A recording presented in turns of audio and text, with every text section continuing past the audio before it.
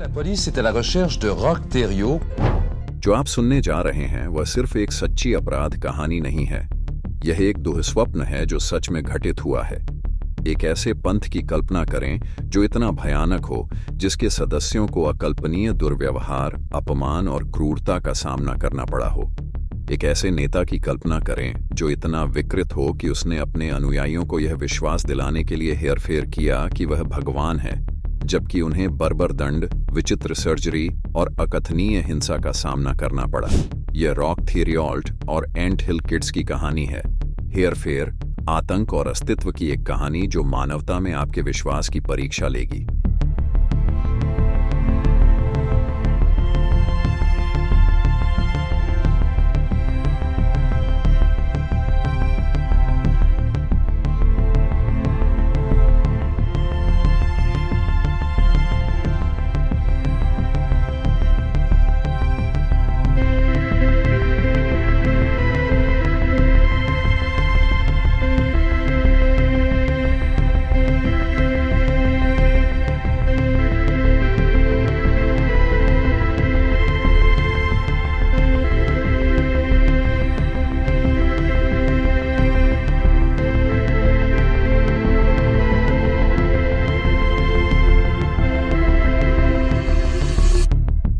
Canada के Quebec में 1947 में जन्मे रॉक थेरियॉल्ट की शुरुआत एक साधारण व्यक्ति से हुई थी, लेकिन सतह के नीचे वह साधारण से बहुत दूर था।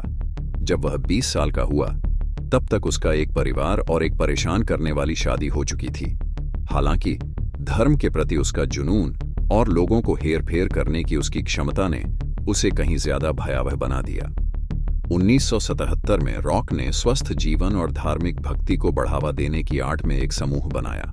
पहले तो यह मासूम लग रहा था, जैविक भोजन और समग्र स्वास्थ्य पर ध्यान देने वाला एक धूम्रपान विरोधी क्लब।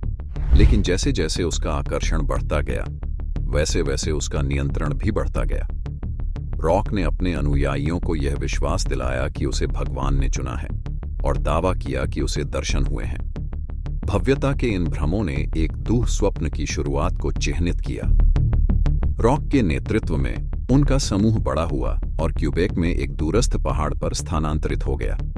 यहां उन्होंने दावा किया कि दुनिया 1979 में खत्म हो जाएगी और वे अकेले ही अपने अनुयायियों को बचा सकते हैं। प्रभुत्व स्थापित करने के लिए रॉक ने अपने पंथ का नाम एंट हिल किड्स रखा। अपने अनुयायियों का मजाक उड़ाते हुए कहा कि वे उनके लिए अथक काम कर रहे हैं। रॉक का प्रभाव पूर्ण था। महिलाओं ने उन्हें अपनी जीवन भर की बचत दी, पुरुषों ने अपने परिवारों को सौंप दिया और किसी ने भी उनके अधिकार पर सवाल उठाने की हिम्मत नहीं की। जो धार्मिक समुदाय के रूप में शुरू हुआ, वह जल्दी ही भयावहता के घर में बदल गया। रॉक ने विकृत दंड लागू करना शुरू कर दिया, यह दावा करते हुए कि यह भगवान की इच्छा थी। अनुयायियों को नग्न होने और बेल्ट, हथौड़ों और स्लेजहैमर से पिटाई सहने के लिए मजबूर किया गया। महिलाओं को अपमानित किया गया और उनका यौन शोषण किया गया। रॉक ने उनका ध्यान अपनी ओर आकर्षित करने के लिए उन्हें हेरफेर भी किया। बच्चों को अकल्पनीय दुर्व्यवहार का सामना करना पड़ा, जिसमें उल्टा लटका दिया जाना, उन पर पेशाब करना और पत्थरों से निशाना बनाना शामिल है। यह हेरफेर में एक मास्टर क्लास था। मामले का अध्ययन करने वाली मनोवैज्ञानिक डॉ. सारा न्यूमैन ने कहा, रॉक का करिश्मा और नियंत्रण इतना शक्तिशाली था कि उनके अनुयायियों को लगा कि वे दुर्व्यवहार के लायक हैं। रॉक की भव्यता का भ्रम तब एक नए स्तर पर पहुंच गया जब उसने सर्जरी करना शुरू किया। बिना किसी चिकित्सा प्रशिक्षण के उसने अपने अनुयायियों पर ऑपरेशन किया, अक्सर अपने खुद के विकृत मनोरंजन के लिए। एक भयावह घटना में गैब्रियल नामक एक अनुयायी ने देखा कि अनुपचारित चिकित्सा समस्याओं के कारण उसका गर्भाशय बाहर निकल रहा था। रॉक की प्रतिक्रिया, उसने उसे वापस अंदर कर दिया। एक अन्य मामले में उसने 2 साल के एक लड़के का खतना करने का प्रयास किया, जिसकी बाद में मृत्यु हो गई। अपने अपराध को छिपाने के लिए रॉक ने एक गाय को दोषी ठहराया और एक विचित्र अनुष्ठान में जानवर को क्रूर दंड दिया। 1980 के दशक तक रॉक का पंथ नियंत्रण से बाहर हो गया था। उसकी सजाएं और भी क्रूर हो गईं। एक अनुयायी का हाथ मांस काटने वाले चाकू से काट दिया गया। जबकि दूसरे को गंभीर जलन और अंग भंग सहने के लिए मजबूर होना पड़ा। मोड़ तब आया जब उसकी एक पत्नी सोलेंज बॉयलार्ड ने पेट दर्द की शिकायत की। रॉक का समाधान उस पर सर्जरी करवाना था, जिससे उसकी मौत हो गई। इसके बाद भी उसने उसके शरीर को अपवित्र किया, उसके अंगों को जार में रखा और उसकी खोपड़ी का इस्तेमाल अकल्पनीय कृत्यों में किया। गैब्रियल, जिसने वर्षों तक यातनाएं झेली थीं, आखिरकार भाग निकला और अधिकारियों के सामने सच्चाई उजागर कर दी। 1989 में रॉक थेरियॉल्ट को गिरफ्तार किया गया और दूसरे दर्जे की हत्या के लिए आजीवन कारावास की सजा सुनाई गई। लेकिन सलाखों के पीछे भी उसके कुछ अनुयायी उससे मिलने आते रहे, फिर भी उसके जादू में।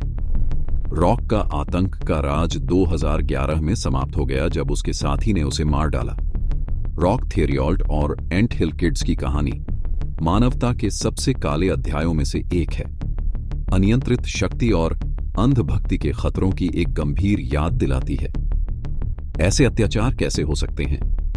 और इतने सारे लोग अकल्पनीय क्रूरता के बावजूद भी उसका अनुसरण क्यों करते थे?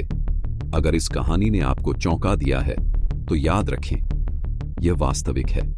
ये भयावहताएं वास्तविक लोगों ने झेली हैं।